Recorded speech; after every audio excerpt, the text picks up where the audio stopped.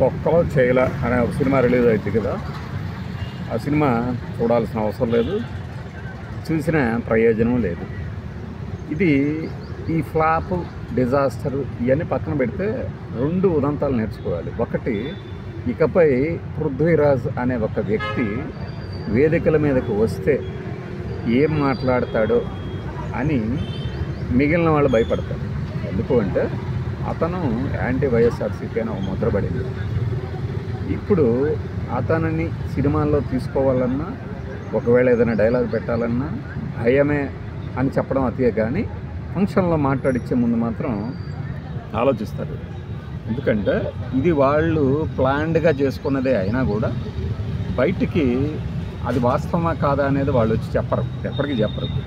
లేకపోతే ఆ cinema hero గారు ఏం మాట్లాడతాడంటే, గుడ్డుబిట్ట కోడుకు తెలుసు సార్ అని అర్థంతో అన్నాడంటేనే విషయాన్ని అతను సీరియస్గా తీసుకోలేదు.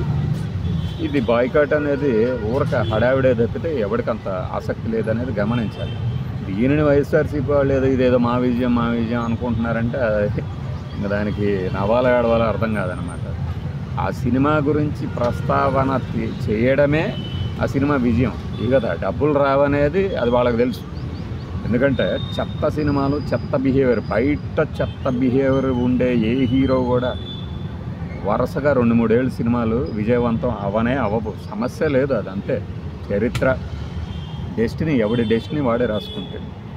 తలెగరేసిన ప్రతి వాడు తల కొట్టడం అనేది ప్రకృతి నియమం. ప్రకృతి చేస్తుంది, మీరో నేను చేయటం లేదు. ఎవరికైనా, నాకైనా, మీకైనా మినహాయింపులు ఉండవు ఇందులో. అలాంటప్పుడు పోయి దాన్ని ఫలానా వాడు పని కట్టుకుని మరి బాయ్కాట్ చేయాల్సినంత అవసరమే లేదు. ఇది 2 కోణాలు. ఒకటి చెప్పాం కదా, ఆ 30 years ఇండస్ట్రీకి అదొక వార్నింగ్ సిగ్నల్. నువ్వు ఏమీ చేయకపోయినా ఒక చెత్త పార్టీ, జనం తిరస్కరించబడినటువంటి చెత్త పార్టీ అనుకునే వాళ్ళకు కూడా ఆలోచించే పరిణామం అది ఆయనకు. రెండవది, ఏ చెత్త పడితే ఆ చెత్త తీసి జనాల ముందు వేసేసి మళ్ళీ దానికి ఊరక సిల్వర్ లైనింగ్, గోల్డ్ కవరింగ్ వేసేసి దీంట్లో చాలా అద్భుతమైన కంటెంట్ ఉంది, దాన్ని వాళ్ళు చేయటం వల్ల పోయింది, వీళ్ళు చేయటం వల్ల పోయింది అనుకునే వాళ్ళకి ఇది ఒక చంపపెట్టు. ఈ 2 విషయాలు. ఇంకా మరి చిరంజీవి గారు ఎందుకు వచ్చారు దీనికి అంటే తెలుసుకోండి. చిరంజీవి గారు వచ్చి మాట్లాడు విధానాన్ని నేను ప్రతిసారి అప్రిషియేట్ చేస్తాను, కానీ ఎందుకు వస్తాడనేది మీరు చూడండి. ఆ సినిమా ప్రొడ్యూసరే అనిల్ రావిపూడి, చిరంజీవి సినిమా తీసే ప్రొడ్యూసర్లో ఆయన కూడా ఒకడు. చిరంజీవి వాళ్ళ సొంత సినిమానే అది, దానికి ఇతను వన్ ఆఫ్ ది ప్రొడ్యూసర్స్. అందువల్లనే వచ్చాడు ఆయన, ఓకేనా? అందువల్లనే చిరంజీవి గారు ఆ ప్రమోషన్కి వచ్చారు.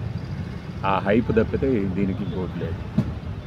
అది అర్థం చేసుకోండి. సినిమా ప్రమోషన్లు కానీ ఇంకో చోట కానీ తరచుగా చెప్తూ ఉంటాను కదా, పాత సామెత ఒకటి, వ్యాపారికి లాభం లేనిదే వరదన పడి పోడు అని. సింపుల్. సో ఎంత పెద్దవాళ్ళు వచ్చి ప్రమోట్ చేసినా కూడా మీ దాంట్లో ఇంత కూడా కంటెంట్ లేకపోతే జనం ఎగిరెగిరి కొడతారు అనేది తెలుసుకోవాల్సిన సత్యం. బాయ్.